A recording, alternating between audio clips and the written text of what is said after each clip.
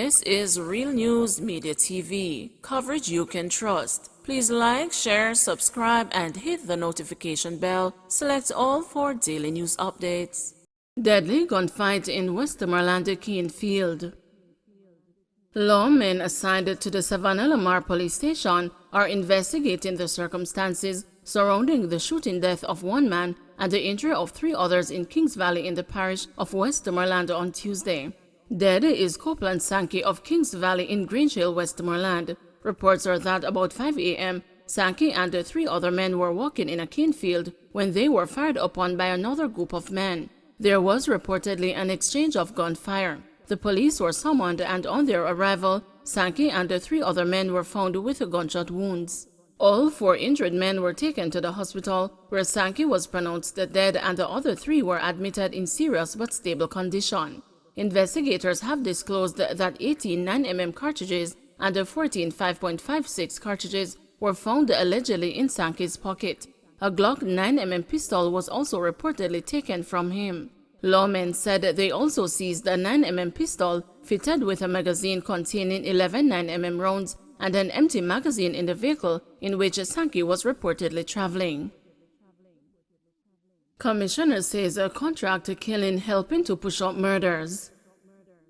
Police will be going after contract killers who have been approaching people in conflict and offering to take a life for as little as $15,000. This is something we are seeing more and more of. We now have more young men with access to high-powered weapons and ill-gotten gains from scamming. They are more than willing to kill people. Citizens who have been in conflict have been immediately approached by some of these people offering their services, Police Commissioner Major General Anthony Anderson told a press conference on Tuesday. In some communities, as quickly as you and your family members have an argument about deadlift, you can expect someone to approach you and offer to deal with a thing for you, said Anderson. Targeting contract killers and the people who hire them will become a big part of the murder reduction strategy of the Jamaica Constabulary Force, the commissioner said, as part of a strategy to achieve a drop in murders by the end of June. From January 1 to June 6, the police recorded 634 murders, which is 32 more than the corresponding period in 2021. It is these contract killings, the police chief said, that have been pushing up the country's murder toll. In addition, he pointed to an increase in the interpersonal conflicts resulting in murders. In places like St. Mary, murder is up. When we examine the attribution, we are seeing a significant number of interpersonal conflicts representing over 50% of all murders. Some of those conflicts involve a quarrel over a parking space that ended up in a murder, the commissioner said. Anderson is, however, optimistic that there will be a drop in the number of murders. We expect that we will be seeing a gradual downward trend, and if this continues, we should finish this quarter at the end of June somewhat lower than we are now with respect to last year, he said.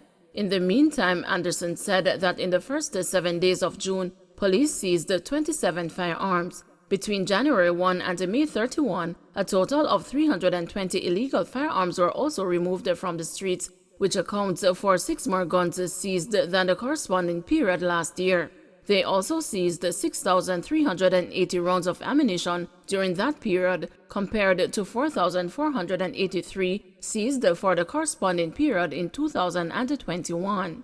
Anderson also said police foiled numerous murders and managed to intercept a number of armed gunmen during the commission of crimes. He also said that when they managed to elude the lawmen, increased the intelligence and investigative capabilities of the force allowed them to quickly identify and pursue these criminals. Since the start of the year, 401 people have been arrested and charged with breaches of the Firearms Act. Our anti-gang strategy is at the core of our response to murders, as 76% of murders are gang-related. Scamming continues to be a significant driver of violence in the country. Even as we strengthen our response locally, we continue to collaborate with our international partners on this and other transnational crimes, including money laundering and drug trafficking. In recent weeks, we have seen a number of extradition requests for scammers and persons associated with the illicit drug trade, money laundering, and sex crimes. 6 people have been arrested in relation to recent requests from the United States, and 2 people have been returned from the United States on our request, said the commissioner. Morant Bay Examination Depot closed. The Morant Bay Examination Depot in St. Thomas has been closed until further notice. The Island Traffic Authority says this is as a result of loss of electricity to the entire compound due to current road construction in the area. It added that the loss of power also resulted in damage to equipment at the depot. Persons requiring the services of the Morant Bay Depot are encouraged to visit the next nearest depot, as is convenient for urgent matters. Persons who are scheduled for testing during the period of the closure are being asked to contact the authority at 876-754-2814 or 876-754-2816. The depot will reopen as soon as the issues are remedied. Driver injured in JUCC bus crash.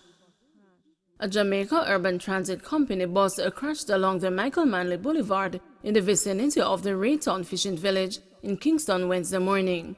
It is reported that the bus was coming from the Rockfort depot and was headed downtown when the accident occurred. The driver received the injuries and was rushed to the hospital. It is unclear if passengers were on the bus. More details to come. Another suspect nabbed in downtown Kingston shooting. One more individual has been held in connection with a shooting incident on Orange Street in downtown Kingston, which left one man dead. This brings to 3 the total number of men apprehended in relation to the shooting. According to police reports, a team from the Metro Quick Response Unit assigned to the Public Safety and the Traffic Enforcement Branch were on patrol in the area when they responded to explosions. Upon their arrival to the scene, the officers were met with gunfire. The gunfire was returned and one man arrested at the scene. 3 firearms were reportedly seized. 2 of the men later turned up at the hospital with gunshot wounds. St. Anne residents called for truck to water. Residents of Alva District in St. Anne Southwest are calling for their representatives to provide a truck to water to their community. The area has been without a pipe to water for several months. Council for the Calderwood Division, Paul McFarlane, said electricity to the pumping station has been disconnected due to lack of payment to Jamaica Public Service. Mr. McFarlane says he has held discussions with Mayor of St. Anne's Bay, Sydney Stewart, for payments to be made to the utility company. Muddy road affecting motorists in Yallah's St. Thomas. Motorists who traverse Yallah's Square in St. Thomas are appealing for the contractor conducting work in the area to address the mud problem affecting them. The motorists say there has been a buildup of mud following pipeline work on Sunday in Yallah's Square. They complain that the mud has been hampering the passage of vehicles. Bush fire destroys acres of farmland in St. Elizabeth. A massive bushfire at Clement Park in St. Elizabeth destroyed about 35 acres of farmland on Tuesday. 5 farmers lost their crops and equipment with an estimated value of $4 million. The fire started sometime after 2 p.m. and quickly spread. Randy Allen, who lost the onion and the beetroot, said the fire is a major setback. Southwest St. Elizabeth has been experiencing dry conditions for the last few months. You know, me up on the road, I'm going to get a car, say fire over my place though. Yeah, and when I come over here, I find out that my Jeep was, and my onion and beetroot burn up, and my guinea grass. Yeah, so a big loss that. Yeah, you know, then my crisis there. Well, I sent me back a lot, you know. Yeah, I sent me back a lot because I drive with her and we don't get no water. Student stabbed outside Frome Technical High School. A grade 9 student of Frome Technical High School in Westmoreland was stabbed outside the institution on Tuesday. The student was attacked by 2 men traveling in a white Toyota Axio. It was reported that shortly before 4 o'clock, the student was outside the gate of the school when the car pulled up. 2 men alighted and stabbed the student in the head. The men escaped. A teacher assisted the student to the hospital where he was treated and released. 2 killed in separate Syn James attacks. Gunmen struck in Syn James on Tuesday afternoon, leaving 2 people dead. Bus operator Stanley Rose, 47, was sitting in his vehicle on Fish Lane off Barnett Street about 12:05 p.m. when gunmen walked up and shot him. Mr. Rosa was pronounced dead at hospital. In the second attack, which happened about 5:20 p.m., 30-year-old Nicholas Green was walking in Germantown, Springmount, when a car drove up beside him. Occupants of the vehicle opened fire at him. Mr. Green ran to his house where he collapsed. He was taken to hospital where he died. Police Commissioner Major General Anthony Anderson on Tuesday announced that the quick response teams assigned to Western parishes are to be boosted with the deployment of 60 additional cops. General Anderson said this is in response to the upsurge in criminal activities. Don't forget to like, share, subscribe, and hit the notification bell. Select all for daily news updates.